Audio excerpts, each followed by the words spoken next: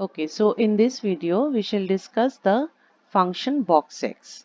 Mainly we will discuss what is the definition of box x, what is the graph, how the graph looks like, and its domain and range. So this is the part 1 video of this box x function. There will be a part 2 video where we'll discuss the points of discontinuity of box x. Okay, so let's start with first point, definition. Now, what is the meaning of box x? Box x means greatest integer less or equal to x, where here actually x is any real number. Let us take some examples to understand it better. Suppose I take 0.5. Now, just we logically think the greatest integer less or equal to 0.5. Now, equal to does not play any role here because 0.5 is not an integer.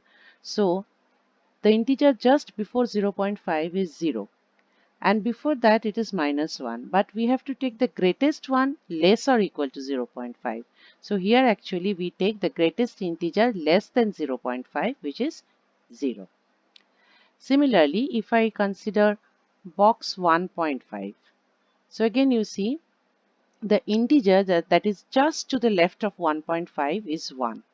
So the greatest integer less or equal to 1.5 is 1. Now suppose I take a negative value. Suppose I take minus 1.5. So I want to find out the greatest integer less or equal to minus 1.5. So less or equal to minus 1.5. Again 1.5 is not an integer, so equality will not play a role. So we have to consider less than. So less than 1.5, the greatest integer.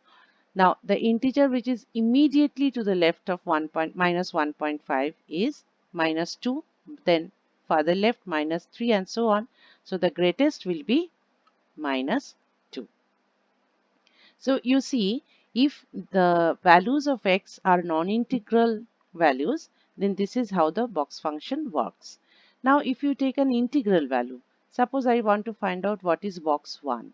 So here it is easier actually to understand greatest integer less or equal to x. So here equal to x plays an important role, that is it becomes functional.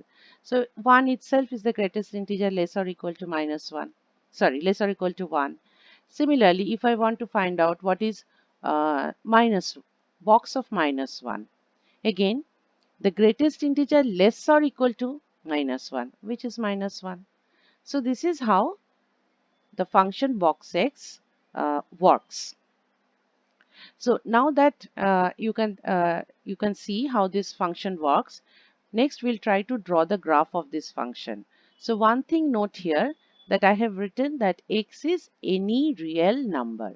That means this implies that domain of this function, domain of box x, is the whole of R, that is all the real numbers. Now let us see how the graph looks like. So let me just scroll a bit. Okay. So suppose these are my axes. Sorry. Try to draw a straight line. Okay, that's more or less straight. So this is x-axis and this is y-axis. Now we already saw that the domain of the function is whole of R. So this x dash, this whole real number line is the domain. So first what we'll do is we'll divide this domain into some intervals. The intervals are like this. Suppose this is your, this is suppose 1, this is 2, this is 3, 4 and so on. Say this is minus 1, this is minus 2, minus 3 and so on. So the intervals will look like this. The first interval I will take is third bracket 0, first bracket 1. So this is the first interval, 0, 1. Second interval will be third bracket 1, first bracket 2. So 1, 2. So this way we will go on. Similarly, on the left hand side also, that is the negative side of the x-axis, we will take the intervals in a similar manner. So -1, 0. Then again -2, -1. So this way we divide the whole of the domain, that is R, in these intervals. Now why do we do so? You will be able to understand when we analyze this the values of box x in each of these intervals. First, let us take this interval in 0, 1. Now in this interval 0, 1, 0 is included and 1 is excluded. So the values of x in this interval, this means 0 less or equal to x less than 1. So x takes the values 0 including, 2, 1, 1 excluding. So just less than 1, x can take value. Now in this interval, let us see what is the value of box x as x keeps changing from 0 to 1. So suppose first x is 0. So here x is 0. Then we have seen here, okay, I have not written here, but you can see that what is box 0. Box 0 is the greatest integer less or equal to 0. So that is 0. So that means when x is 0, y is 0. So this is the point. Now suppose x is slightly bigger than 0 but less than 1. Suppose x is 0.5. Now when x is 0.5, then you have seen box 0.5 is 0. So y is still 0. So again, so if you continue taking points in this interval 0 to 1, excluding 1, and plot all the points, what you will get is a straight line like this.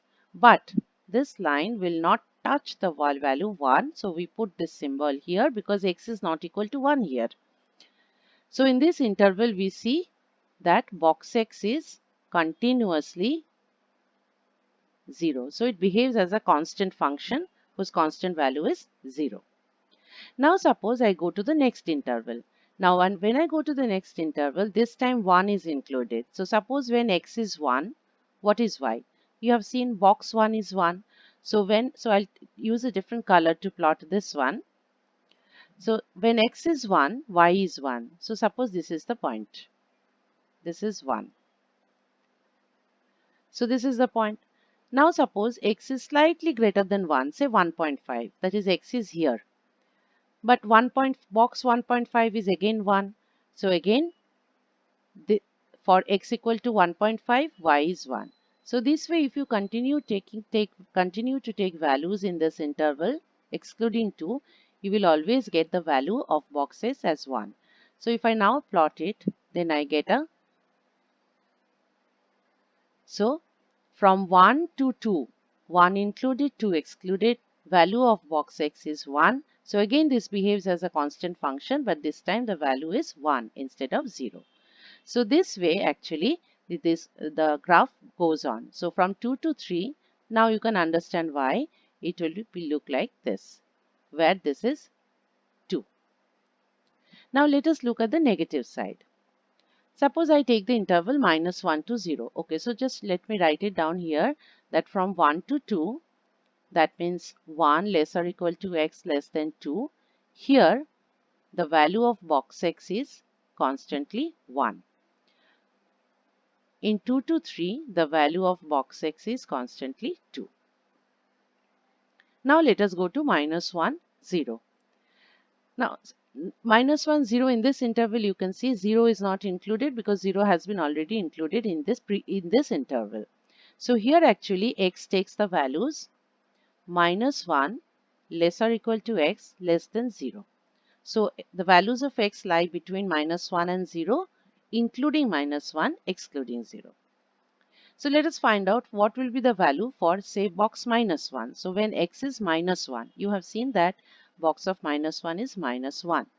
So let me choose a different color for this one.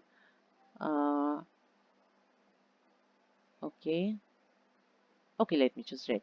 So in this interval, when x is minus 1, box x is also minus 1. So minus 1, minus 1. So somewhere say here, such that this is minus 1. Now if I take a value in between minus 1 and 0, say here, minus 0.5. Now minus 0.5, what will be the value of box minus 0.5? Greatest integer less or equal to minus 0.5. So less or equal to, so it has to be on the left side of 0.5 minus 0.5. And the greatest integer is less or equal to, less or equal to means the integers have to be on the left side. There are infinitely many integers on the left side, but greatest of them all is minus 1. So the value is minus 1. So when x is minus 0.5, y is minus 1. So again you get a dot here. Sorry, you get a dot here. So this way, if you continue to take values of x between minus 1 and 0, you will constantly get the value of box x as minus 1. So now if I plot it, it will look something like this. This sign again to indicate that x never touches 0 here. So now if you continue for the other intervals also, in minus 2, minus 1, you will see the value of the box x function will be minus 2. So it will be a graph like this. This is included and this is excluded. So let me just write it down here. In minus 2, minus 1, that is here minus 2 less or equal to x less than minus 1. So here we see that box x is, again it behaves as a constant function and the value is minus 1. Here again the box x behaves as a constant function but the value is minus 2. So this way the graph behaves like this. It turns out to be like this. That is why we also call it step function.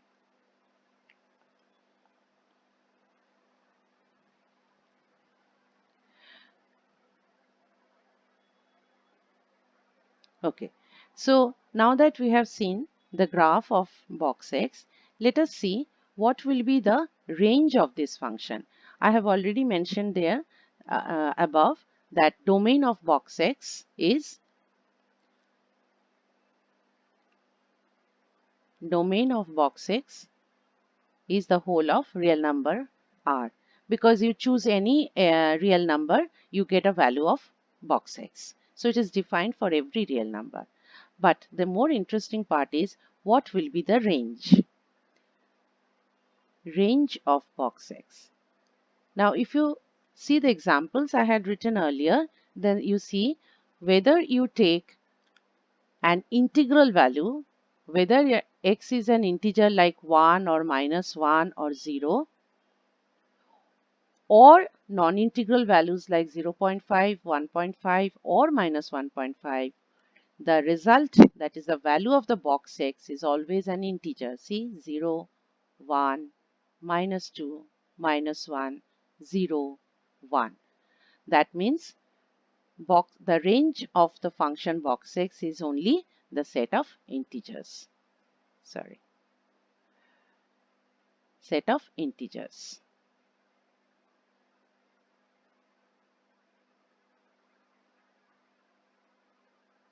So that's all about box x. That is definition of box x. That is what is the meaning of box x, what is its domain, what is its range, and finally how the graph looks like. In the next part of this video, I'll make another video on the function box x. There I will discuss the points of discontinuity of box x. Hope this helps you.